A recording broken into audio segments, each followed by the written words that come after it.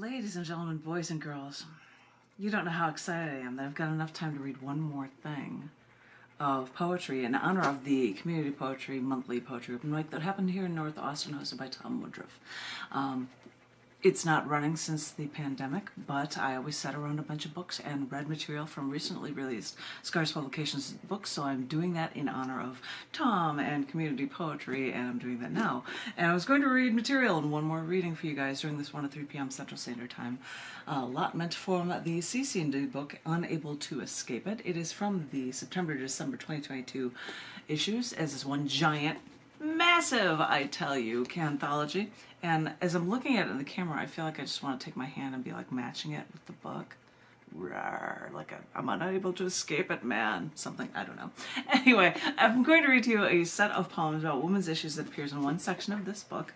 And I hope you enjoy it. Actually, the first one I'm going to read was not only in this book, yay, but it was also going to be the absolute first poem that appears in the Cyberwit 2023 book on part 1 is all about post-Roe v. Wade poetry, and it is titled Testament. This is a rough copy of what Testament will look like. I've just got it on my screen because the book isn't released. It's at the printer right now. They're working at this. Taj Mahal Press in Cyberwit is doing this in India, and they're setting up this book, and I'm honored to be a part of it, and this is why I wanted to share the first poem in that book, which also appears in this issue collection book, and is titled Flags at Half-Mast. Driving across the country, we passed a car dealership in Arkansas. U.S. flags at half-mast. I wondered if there was another mass shooting, but no other flags around were lowered. As we drove toward the next town, we wondered if the flags were at half-mast because of the recent overturning of Roe v. Wade and the death of women's rights.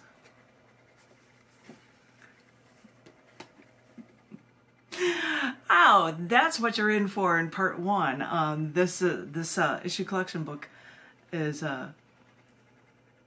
part 1 was all Roe v. Wade stuff, and the rest of it, which is more material from Unable to Escape It, is also going to be women's related issues.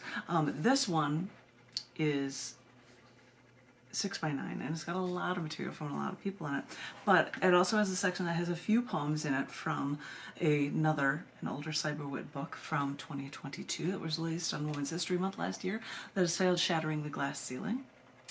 Haha, another book. What? You're kidding. So the remainder of these books are going to be, poems are going to be from both of these books.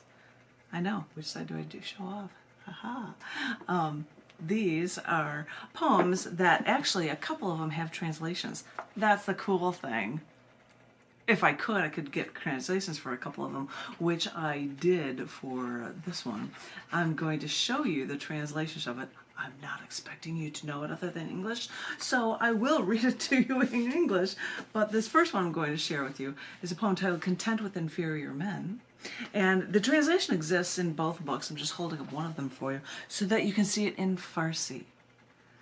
In Farsi. You heard me right. I had a gentleman from Iran help and translate a set of poems about women's issues that are in this book. And this is one of them. I'm just going to share that with you. I hope you enjoy it. As I said, this is titled Content with Inferior Men. There are some theorists that say that women need to be able to look up to a man in order to feel complete. These theorists would say that a woman could not be president, at least not on a personal level.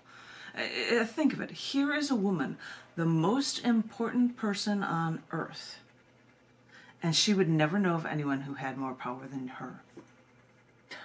How could she look up to any man?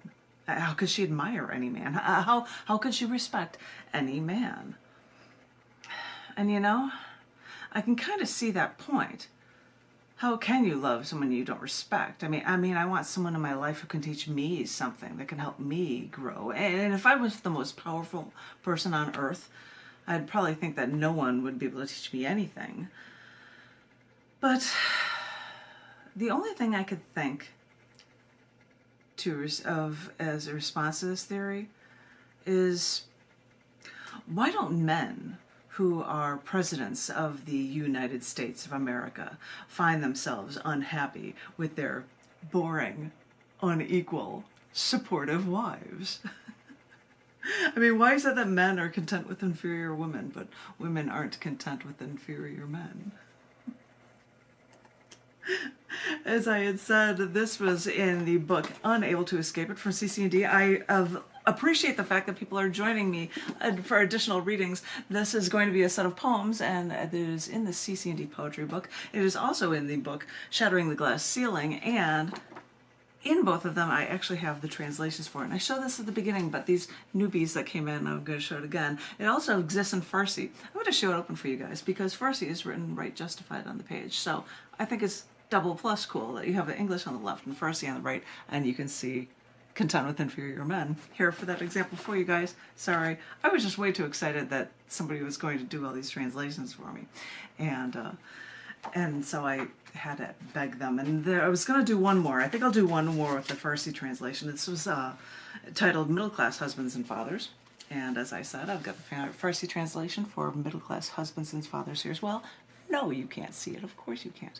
But I'm letting you know it exists in both of these books, in Shattering the Glass Ceiling and in Unable to Escape It. Ta-da. But now here is the poem. I will shush and read the poem for you. It starts with a quote from Rob Lamb from 1976. By the way, he contacted me afterward. He's like, I wrote this essay, and I've never known anybody who want to write a poem based on commentary of women's issues in an essay of mine. He thought that was kind of the coolest thing. So anywho, this starts with a quote from him in an essay of his. And the quote goes like this. Rapists are not peculiar, abnormal men. Rapists are very normal, masculine men. Rapists come in all shapes and sizes, all races and nationalities, all ages and social classes. Many are white, middle class, husbands and fathers.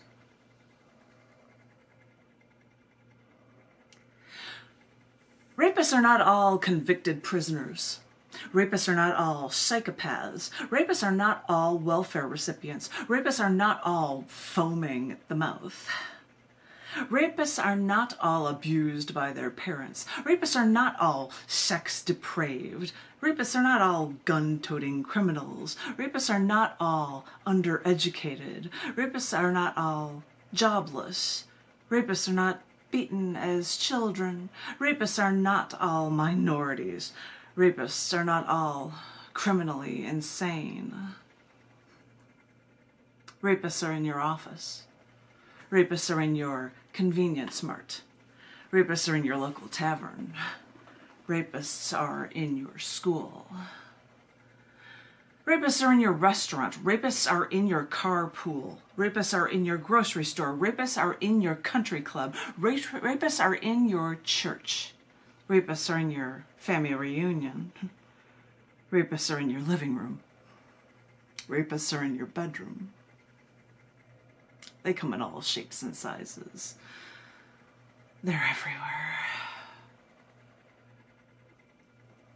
Oh, people didn't know what they were in for when they went to this reading. This is one poetry reading section from the book Unable to Escape It. Da, da, da. Da, da, da. I tried to match my hand to Unable to Escape It, as well as in the Saberwood book Shattering the Glass Ceiling. I'm not going to show these covers anymore for you guys, but the next one that is in both of these books is a poem that's titled Confident Women.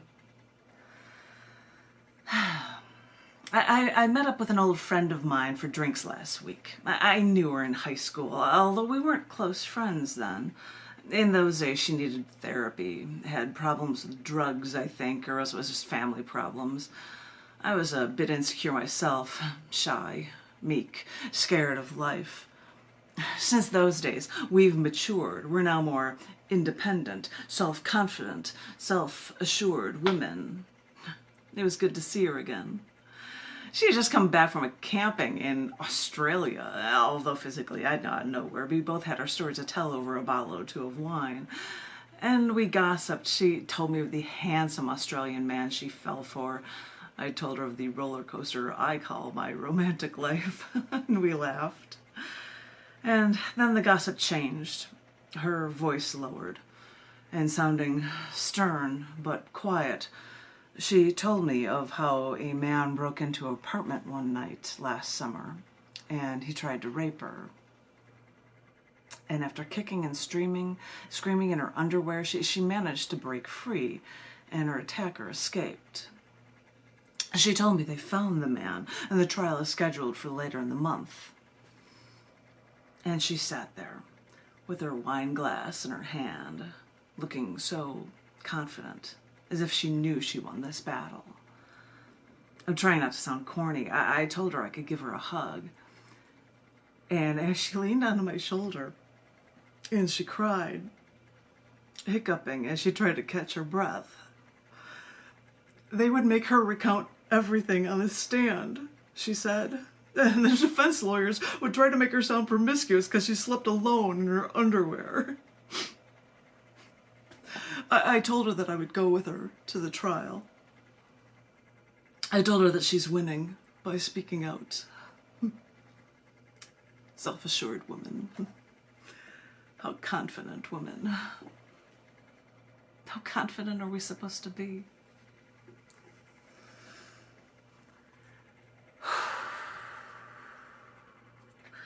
Okay, ladies and gentlemen, boys and girls, because I don't think I can be doing this anymore, I have to give you a lighter themed one for a woman's issues for the last poem that is in both of these books, Unable to Escape It and Shattering the Glass Ceiling. As I said, I'm not showing those covers off anymore. This is from In the Air. Have you ever noticed that the air isn't normal air in an airplane? I mean, there's just something about the air in the cabin that's different. It's got a smell to it. That's the only way I can describe it. A smell of all those people, maybe not going places, but getting away as fast as they can. Once, when I was on a flight back from DC, a flight attendant came by, stack of magazines in her hand, Time, Newsweek, Business Week, and I stopped her, asking her what magazine she had. And she replied, "Oh, these magazines are for men." This is a true story. And I asked her again, "What magazines do you have?" I had already read Time, so I took Newsweek. True story. What? Oh, these magazines are from... I'm like, you gotta be kidding me. Anywho, these are the things that are for... This is why those were written during and published during Women's History Month in the book Shattering the Glass Ceiling. Oh no, I've shown it again. I've shown off covers of books I'm not supposed to be doing it. I'll show the cc&d one too. It's Unable to Escape It. I'll try to match my hand to it. I don't know which hand it is anyway. It doesn't matter. Anyway, if you'd like to know anything about these books from cc&d magazine, you can go to Scars Publications, scars.tv/ccd. Or if you go to scars.tv, you would actually see a link for the book Unable to Escape It right at the top of the screen right now, because it's the most recent, massively huge issue collection book from Scars Publications and cc&d magazine that is released.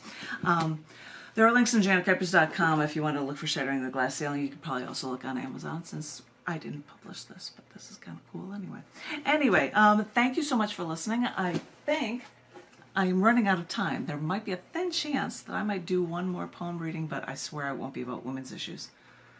Because I'm a scientist, I might do periodic table poems next time. We'll see if I can pull it off, because it's between 1 to 3 p.m.